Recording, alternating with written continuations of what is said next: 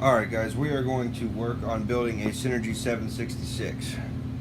We're going to do a time-lapse video, and in between the video we're going to stop the video and go back to normal video like this to put out some pointers so everybody kind of have an idea on things to do and things not to do and things to look out for. We're going to use Bodo lube, Bodo sizer obviously, spindle tool, red Loctite, blue Loctite. This is alcohol. We're gonna have some CA. What I'm gonna use is the new Expert servos on this Scorpion Ultimate YGE 160 V-Bar Neo. We're gonna run this as a 766 12S. We're gonna use the 13 tooth pinion that came with it. I believe it's a 13 tooth, and we're going to shoot for probably 1950 2000 head speed.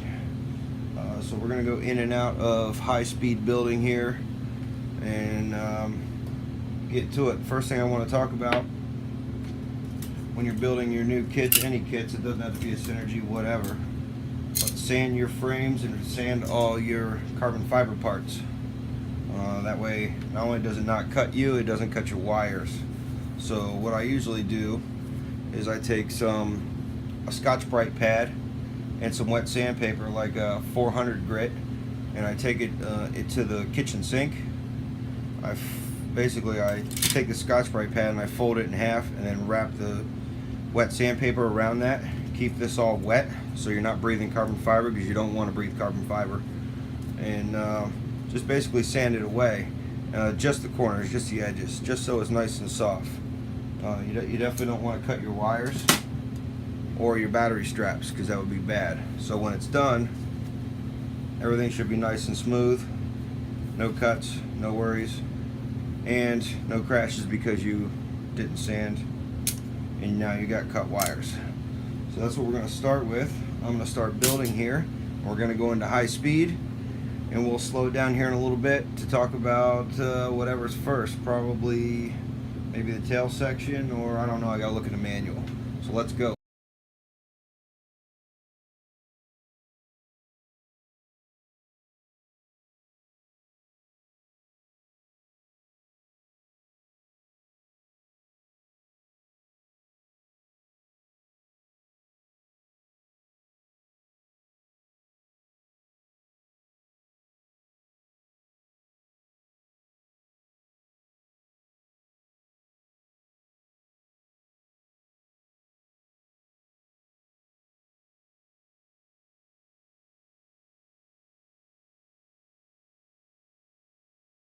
Alright guys, we're gonna get into the front transmission for your torque tube now.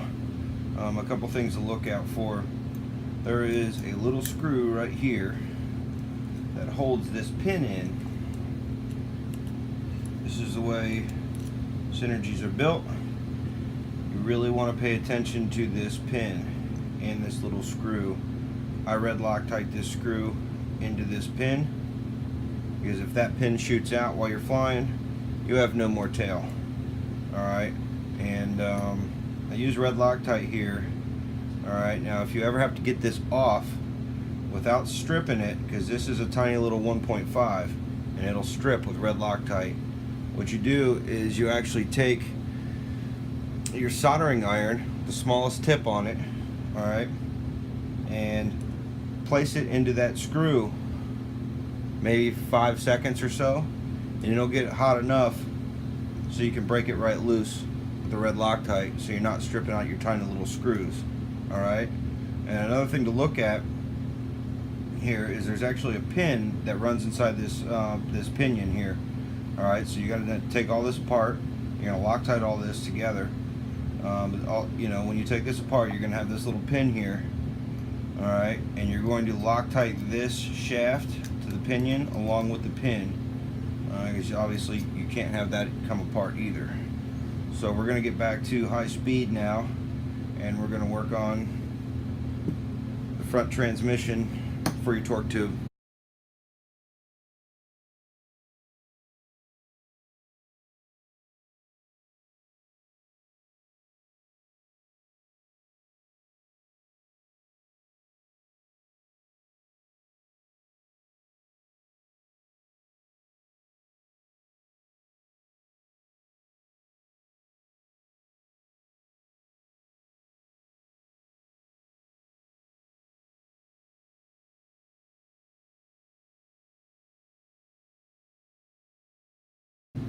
Alright, so we're going to talk about your bearing blocks now.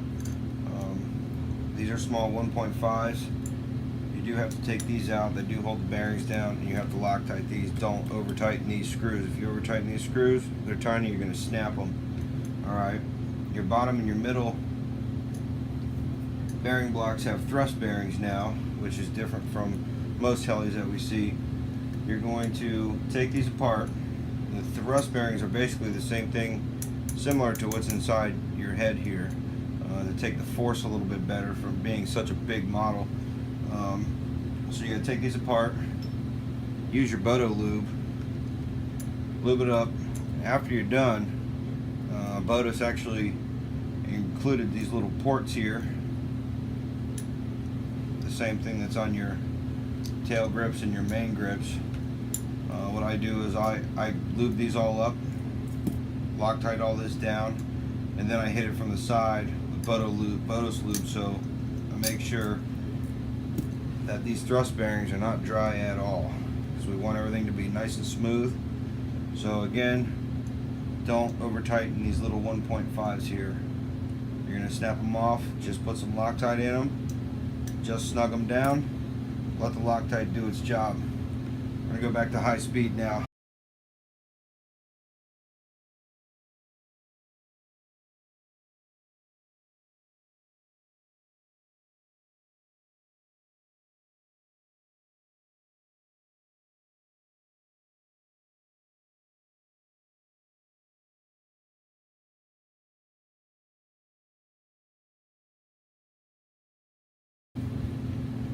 Alright, so now's a good time to check. Now that we got the frame together here, now's a good time to check and make sure that our main shaft slides up and down the way it should in here. I actually have a deep freezer behind me here that's nice and flat, and what I'm going to do, which obviously I'm going to do off camera, is put my main shaft in here and make sure this is right, and start tightening up all these bolts because they are left loose right now, excuse me. So that's what we're going to do, and I'm going to be done for the night. But we made good progress. So I'm going to make sure the main shaft's straight, tighten up all these bolts while the Loctite is still wet on all these bolts, so that they sit overnight, and we'll be good to go tomorrow. Alright, it's day 2. Last night I got all the bolts tightened up, made sure everything was 90, and have a perfectly falling main shaft. It's not dragging, nothing. That's what you really want. Your helicopter fly a lot better if everything is nice and true and straight. You won't wear your bearings out, and you definitely want this. You definitely want this part right. So today we are going to move on to the next section here, and we'll move on now that the frame's built, and we'll see what the manual wants us to do.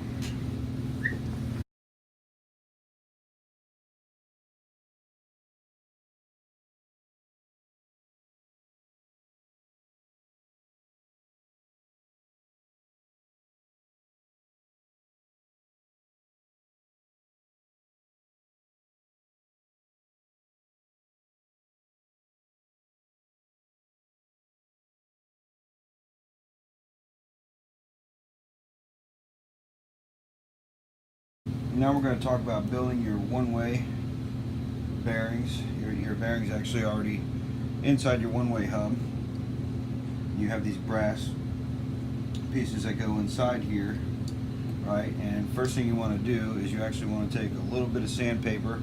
I think I used 800 grit or 1000 grit, whatever I had out in the garage, and I sanded down the inside of this, and I actually scuffed the outer side of these to make sure, because what we're going to do is we're going to put red Loctite in here and seal those in. You want to make sure you Loctite these brass pieces in. If you don't, you're going to wear out the inside of this hub, and eventually either wear this, or strip your gear. So you don't want to do any of that. You can't forget your nylon washers. You're going to actually use Bodo lube on these.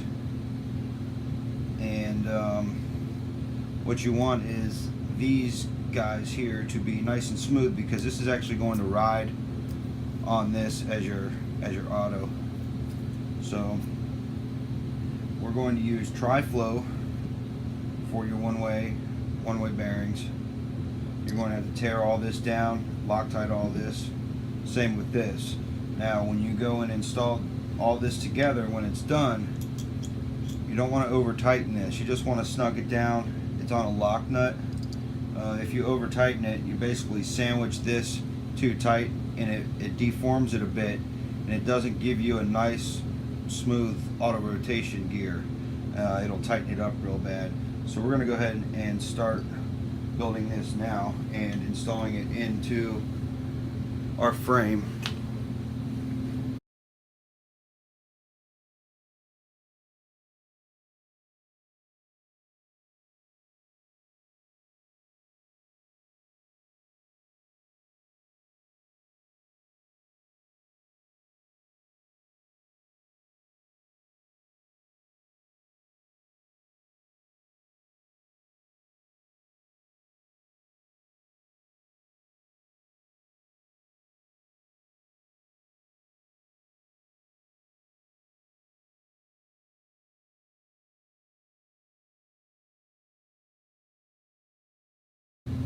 Alright, so I had to take a little break here to get some soldering done.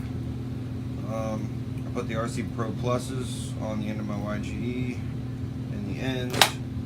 And next up is putting the motor in. So I also had to install ends on that. Now with these pinions, I seem to see a lot of people losing their pinions in flight. Not coming, coming off. So what I like to do with these is clean all this stuff with alcohol really good, and make sure there's no oil on your little worm screws here, and get that clean, and then red Loctite these down so they don't come loose, so you don't have any issues there. And when you put this in, make sure that your pinion is actually resting on your bearing down here on your lower bearing mount. Motor. So we're going to do that. We're going to get this motor in, get some servos in here before we move on to the swash in the head and stuff like that.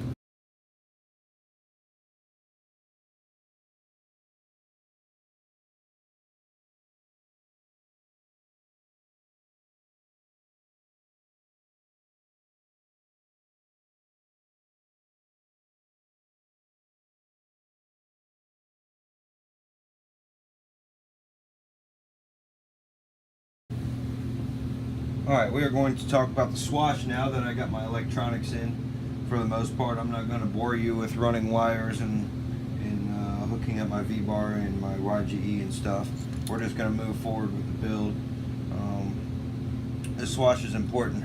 These little 1.5s here are really small screws, very, very small screws. So you don't want to over tighten these at all, just barely snug. I'm going to use red Loctite on them, red Loctite them all down.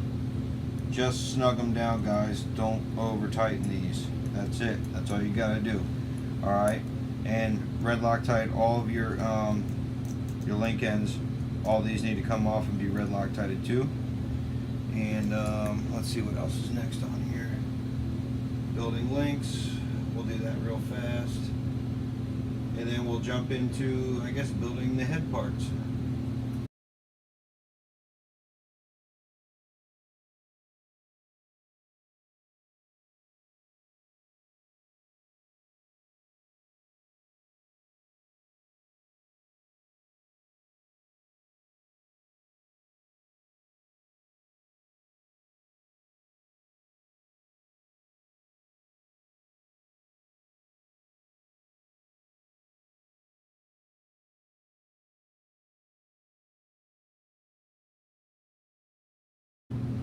I went ahead and skipped over my link building because, well, let's be honest, link building sucks.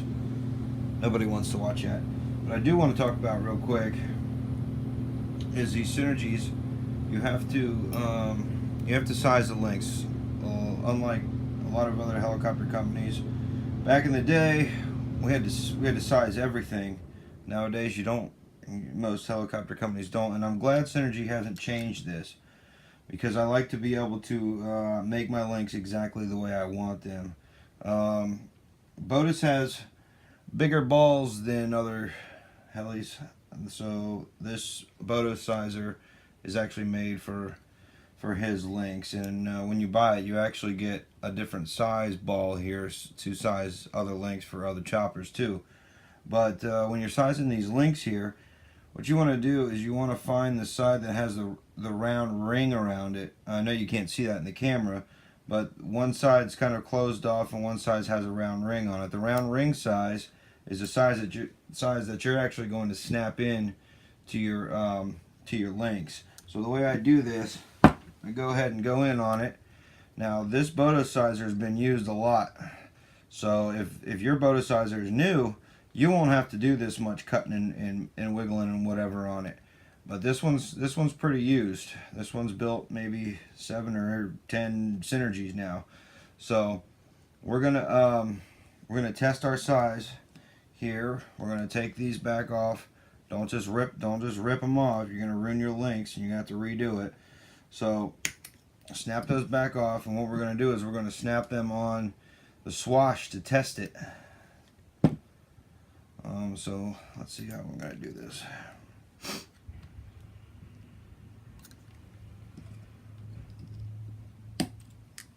There we go.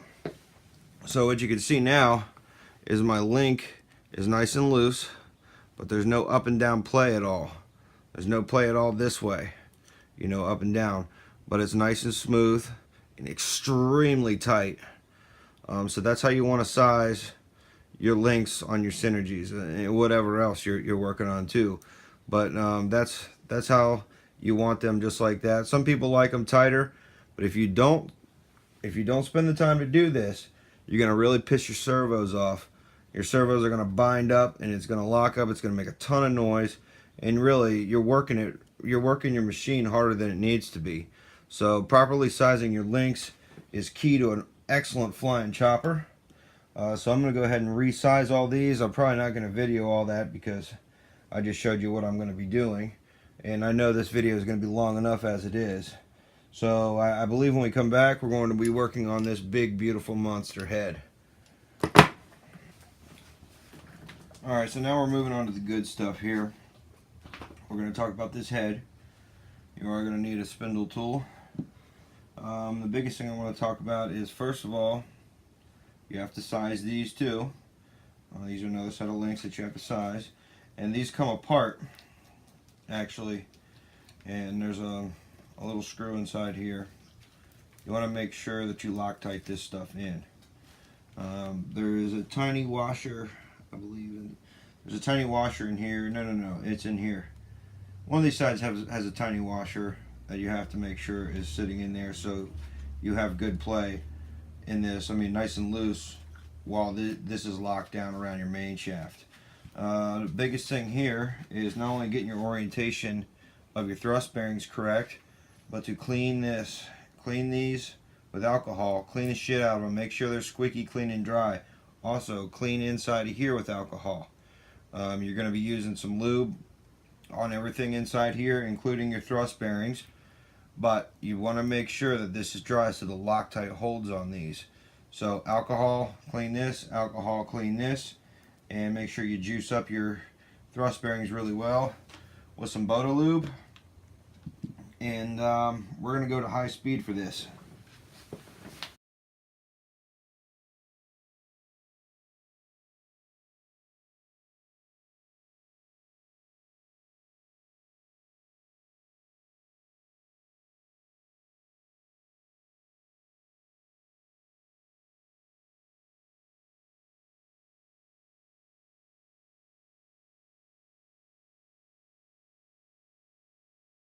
I'm going to jump around here a little bit and talk about a few different things that I'm going to be doing. Some of it's going to be off camera, some of it's got to be some epoxy work and whatever. So I built my torque tube already off camera. I used CA. I've tried red Loctite, green Loctite, and all that, and I've had it fail in the past.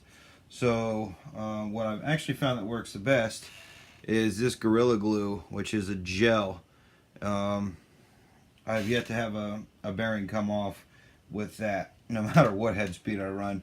All right, another thing is your torque tube bearing housing, you know, and your rubber O-rings here. What I actually do with these is I use the Boto lube on it to go around it, and it does two things.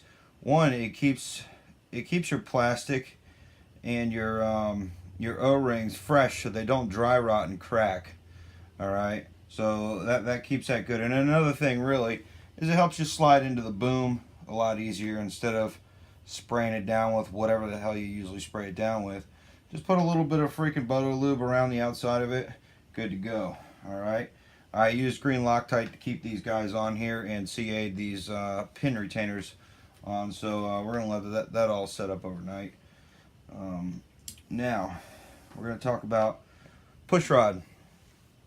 These push rod ends, what I usually do with these, what I always do with these, is I take and I scratch up these ends here really well. You could use sandpaper, whatever. I like to use my little file here that I got, and just kind of take the sheen off of this, so it's a rough surface. So what we're going to use is 2-part epoxy. That's a 24-hour epoxy. Don't use this shit cheap 10-minute epoxy. It's going to fail on you. Don't use that. Use a 24-hour epoxy. Be patient. All right. So scuff this up real good on the end. All right. And what you want to do is you want to clean these with alcohol. Your push rod ends. You want to clean those really well with alcohol because there's grease in there from the milling process, and you want to get a good seal because obviously if your tail fails you have junk. All right. So that's what we're going to do with that, and obviously that's going to set up overnight. But I have a little tip for you. Since these are hollow, both these are hollow. Once you get your epoxy in both sides, you're going to have pressure inside that hollow tube, right? And they're going to want to work their way out.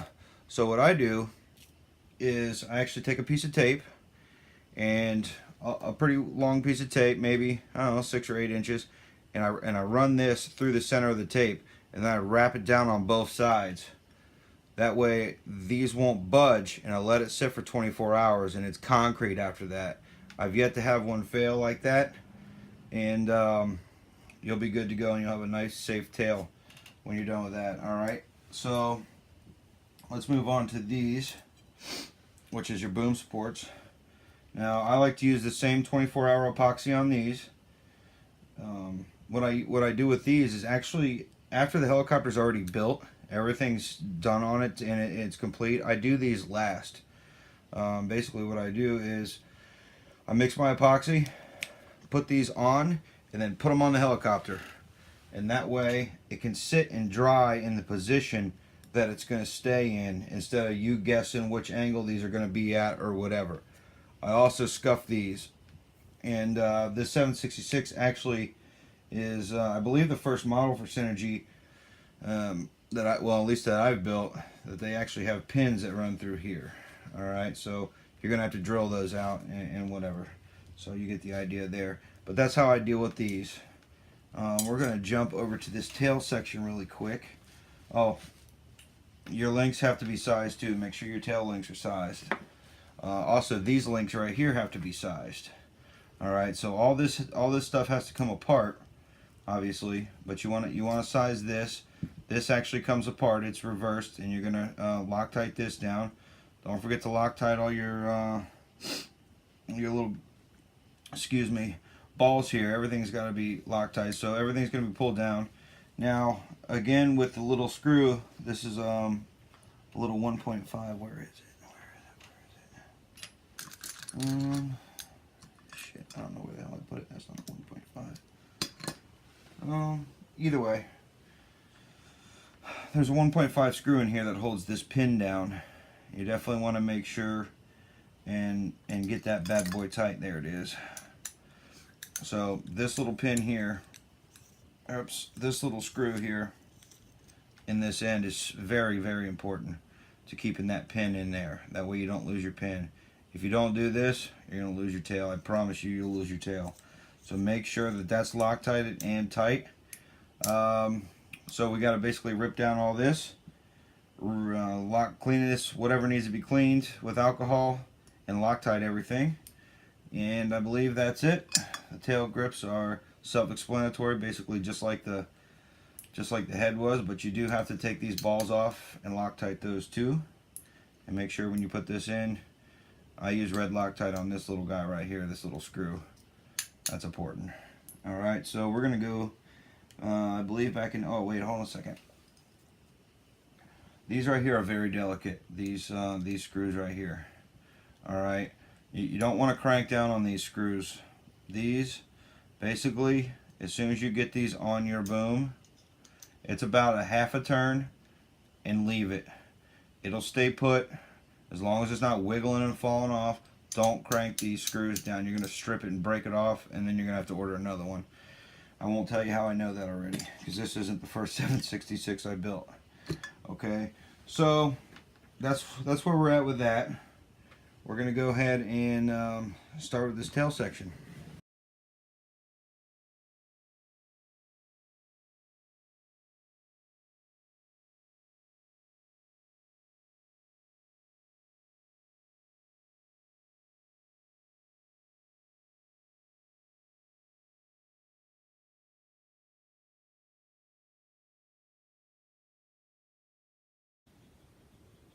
So I've split this video up between 3 different nights of me working on this after work.